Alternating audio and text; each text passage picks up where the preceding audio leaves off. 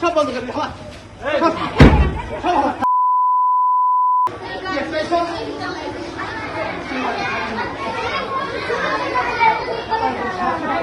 উনিশে মে 2026 সকাল 10 ঘটিকায় মধ্যশিক্ষা সরকারি প্রাথমিক বিদ্যালয়ে ইউনিয়ন আন্ত প্রাথমিক ক্রীড়া ও সাংস্কৃতিক প্রতিযোগিতা, যেটা সরকারি প্রোগ্রাম, সেই অনুষ্ঠানের আমি সভাপতিত্ব করার জন্য ওইখানে উপস্থিত ছিলাম।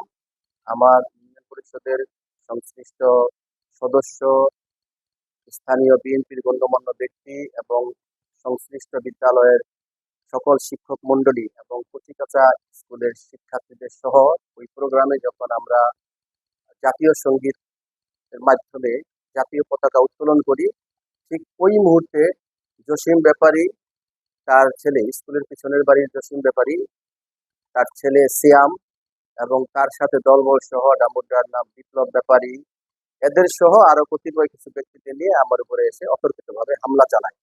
বাকিটা যা আছে আমার এখানে ভিডিও আছে, সেই ভিডিওর মধ্যে আছে। আমি আসলে কিছু বুঝে ওঠার আগেই এখানে ঘটনা ঘটে যায়। আমি নিজে আদৌ জানি না যে এটার পিছনে নেপথ্যে কি ঘটনা বা কি ঘটছে। এটা সম্পূর্ণভাবে একটা সন্ত্রাসী হামলা আমার উপর হয়েছে। আমি নিশ্চয়ই এর প্রতিকার চাই, বিচার চাই। আমি ইতিমধ্যে প্রশাসনকে অবহিত করেছি। আমি মৌখিকভাবে আমার উপজেলা নির্বাহী কর্মকর্তা এবং ডামুড্ডা থানার ভারপ্রাপ্ত কর্মকর্তাকে জানিয়েছি। ওসি মহোদয় ইতিমধ্যে সরেজমিনে এসে দেখে গিয়েছেন।